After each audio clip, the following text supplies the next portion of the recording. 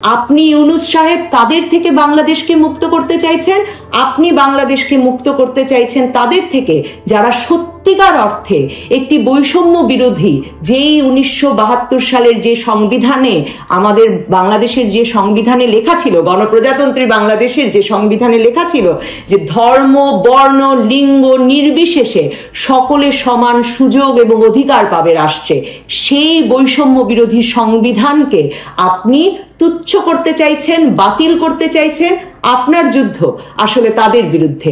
আপনি প্রকাশ্য যুদ্ধে আসুন, আপনি গোপনে ষড়যন্ত্রের যুদ্ধ থেকে সরে দাঁড়ান। স্বরাষ্ট্র উপদেষ্টা, যাকে এতদিন ধরে এই যে মববাজি চলছে দেশে, পাওয়া যায় নাই, যিনি ঘুমাচ্ছিলেন যখন ঢাকার প্রাণকেন্দ্রে 32 নম্বরে 2 দিন 2 রাত ধরে আগুন জ্বলল, বুলডোজার দিয়ে ভাঙা হলো, তারপর রড কাটা হলো, কোনো ডিস্টার্ব উনি করেন নাই।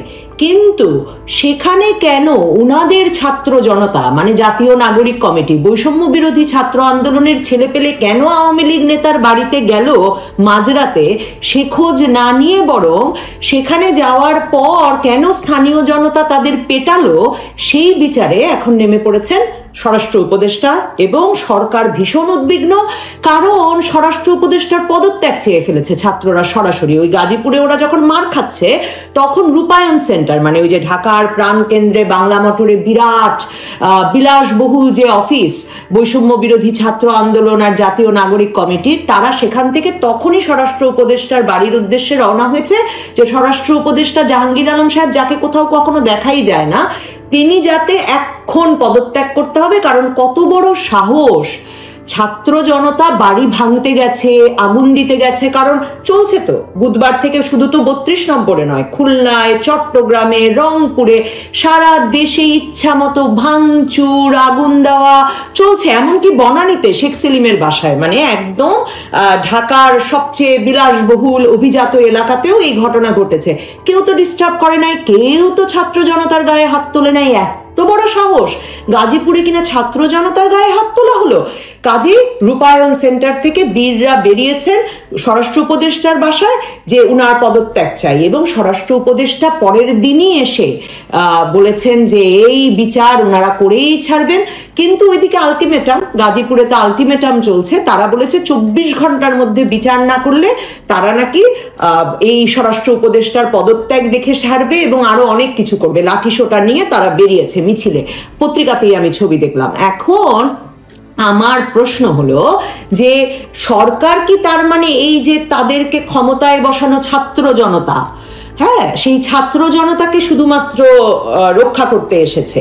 দেখেন, খুব ইন্টারেস্টিং ব্যাপার। ইউনূস সাহেব প্রধান উপদেষ্টা, তিনি 3 তারিখ নিরাপত্তা বাহিনীর, মানে পুলিশ, র্যাব, এদের সবাইকে ডেকে তিনি বললেন যে দেশে একদম যুদ্ধ পরিস্থিতির মতো সতর্ক থাকতে হবে, একটা কেন্দ্রীয় কমান্ড সেন্টার থাকতে হবে যাতে কেউ অরাজকতা বা বিশৃঙ্খলা সৃষ্টি করতে না পারে। এবং তারপর তিনি বললেন যে শেখ হাসিনা অনেক, মানে শেখ হাসিনা এবং এই পতিত ফ্যাসিস্ট দোসর, মানে যেগুলো তারা বলেন, এরা অনেক টাকা দিচ্ছে অরাজকতা সৃষ্টির জন্য, কাজে কোনোভাবেই যাতে অরাজকতা সৃষ্টি না হতে পারে এই ব্যাপারে খুব সতর্ক থাকতে হবে।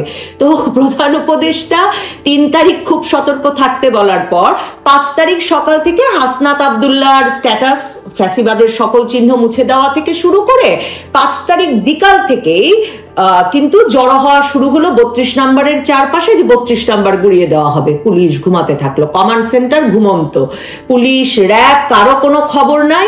এরপরে 2 দিন 2 রাত ধরে কি চললো তা তো আমরা দেখলাম। পুলিশ, র্যাব কি করছিল তা তো আমরা জানি না। সেনাবাহিনী পর্যন্ত গেল, গিয়ে তারা লেজ গুটিয়ে, মানে এমনই একটা দল পাঠালো যে তারা লেজ গুটিয়ে তাড়াতাড়ি চলে এলো এবং সরকার একটা ব্যবস্থা করে দিল যে যাতে খুবই আরামে, খুবই নিরাপত্তার সাথে, খুবই নির্ভয়ভাবে 2 দিন 2 রাত ধরে শুধু 32 নম্বর নয়, সারা বাংলাদেশে আওয়ামী লীগ নেতাদের বাড়িতে আবারও আগুন দেওয়া যায়, আবারও লুটপাট চালানো যায়, আবারও ভাঙচুর করা যায় এবং গুড়িয়ে দেওয়া যায়, মানে জমি শুদ্ধ যাতে শেষ পর্যন্ত আপনি লুট করে নিতে পারেন। এর পুরো ব্যবস্থাটা সরকার তার একদম নিজস্ব দেখভালে করলো, যেই দেখভাল 3 তারিখ করবার দায়িত্ব ডক্টর মোহাম্মদ ইউনূস নিজে নিরাপত্তা বাহিনীদের দিয়ে দিয়েছেন।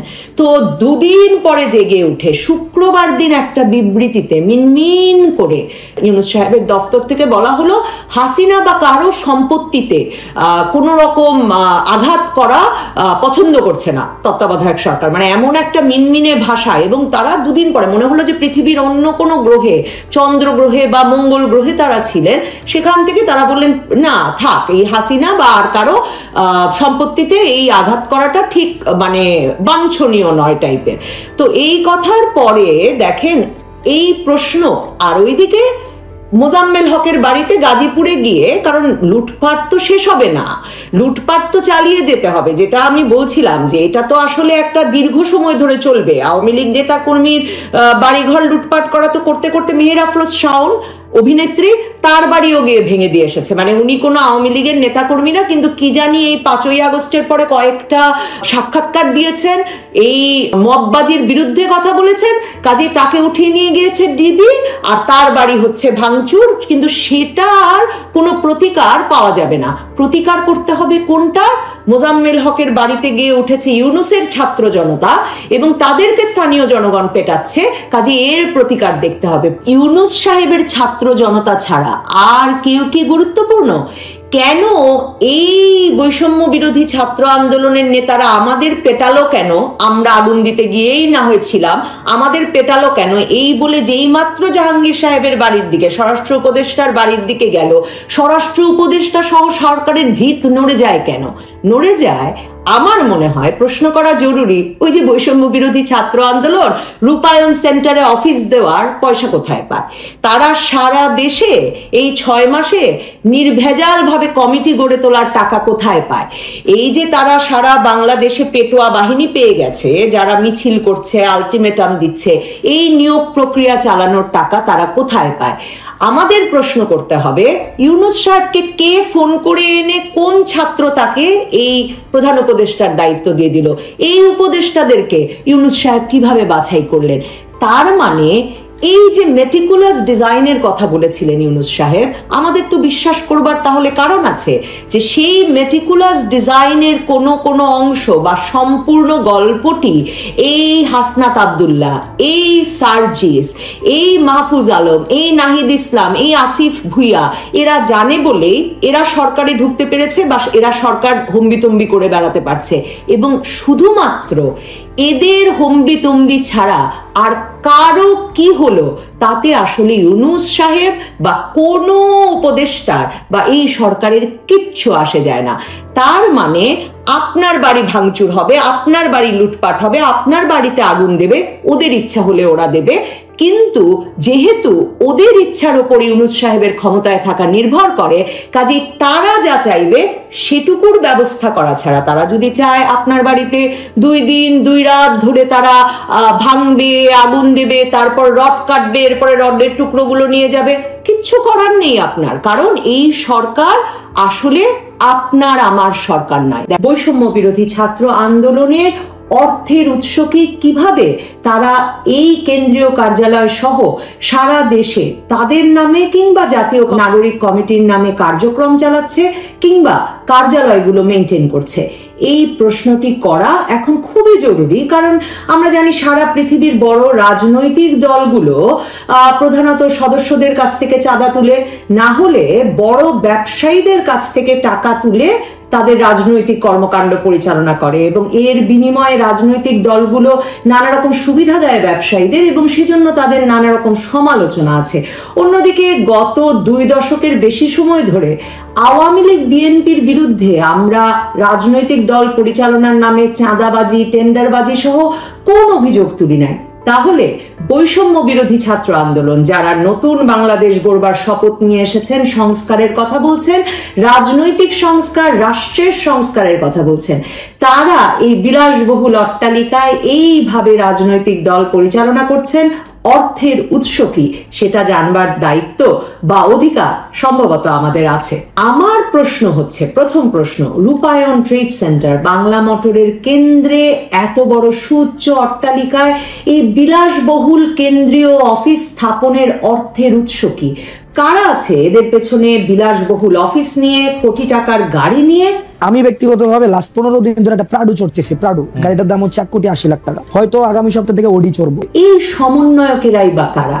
এই সমন্বয়কেরাই কখনো বৈষম্য বিরোধী ছাত্র আন্দোলনের সমন্বয়ক নাম নিয়ে, কখনো জাতীয় নাগরিক কমিটির মুখ্য সম্পাদক নাম নিয়ে, কখনো জুলাই স্মৃতি ফাউন্ডেশনের সাধারণ সম্পাদক নাম নিয়ে ঘুরে বেড়াচ্ছেন।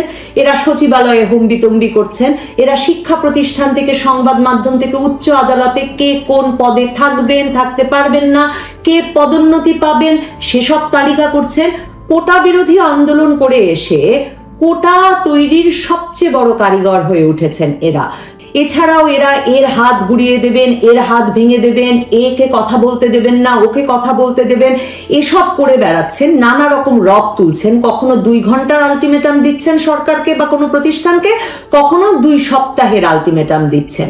বৈষম্য বিরোধী ছাত্র আন্দোলন এরই মধ্যে সারা দেশে কমিটি করেছে। বিবিসি বলছে তাদের সারা দেশে গড়া কমিটিতে এখন পর্যন্ত 11,500-এর বেশি সদস্য আছে। অন্যদিকে তাদের পকেট থেকে বের হওয়া রাজনৈতিক প্ল্যাটফর্ম নাগরিক কমিটি, জাতীয় নাগরিক কমিটি, যারা দেশের থানায়, উপজেলায়, জেলায় কমিটি করছে, তাদের সদস্য সংখ্যা 21,000-এর বেশি। অথচ যে প্রসঙ্গটা বলছিলাম, এই দলটি কি ডানপন্থী, বামপন্থী, ইসলামপন্থী, কোন ধরনের রাজনীতি করবে তা এখন পর্যন্ত আমাদের কাছে পরিষ্কার করা হয় নাই। তো তাহলে আপনি যখন ভাবছেন যে এরা জুলাই আগস্টের গণ অভ্যুত্থান থেকে উঠে আসা নেতা এবং আপনি ভরসা রাখছেন যে এরা রাষ্ট্রের সংস্কার করবে, রাজনীতির সংস্কার করবে, তখন এরা সারা দেশে লাঠিয়াল বাহিনী গড়ে তুলছে না তো।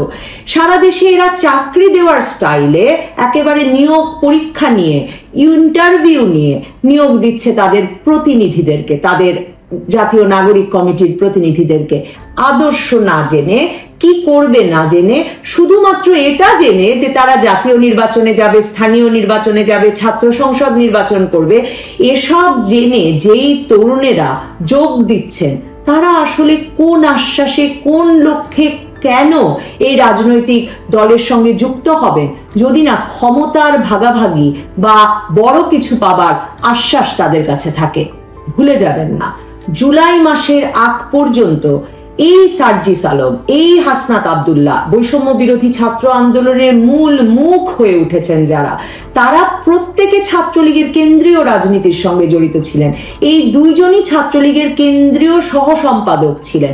হঠাৎ করে জুলাই মাসে ভোল পাল্টে তারা ছাত্র জনতা, সাধারণ ছাত্র জনতা হয়ে উঠলেন এবং ছাত্র আন্দোলনের নেতা হয়ে উঠলেন। দেখুন, ইউনূস সরকারের আশকারায় যখন সারা দেশে বাহিনী গড়ে তুলছেন তারা, তখনও আমরা জানি না তাদের ওই ছদ্মবেশের কারণ, তাদের ওই ছদ্মবেশের রাজনীতি আদৌ এখনো শেষ হয়েছে কিনা এবং কি তাদের রাজনৈতিক আদর্শ। আগস্ট মাসে তারা সরকারের পতন ঘটালো, আর সাথে সাথে এতটা সুসংগঠিতভাবে, এতটা আর্থিক শক্তি নিয়ে তারা জনবল গড়ে তোলার সুযোগ কিভাবে পাচ্ছে?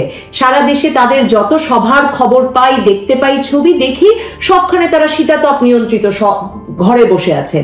তো এদের পেছনে কারা আছেন?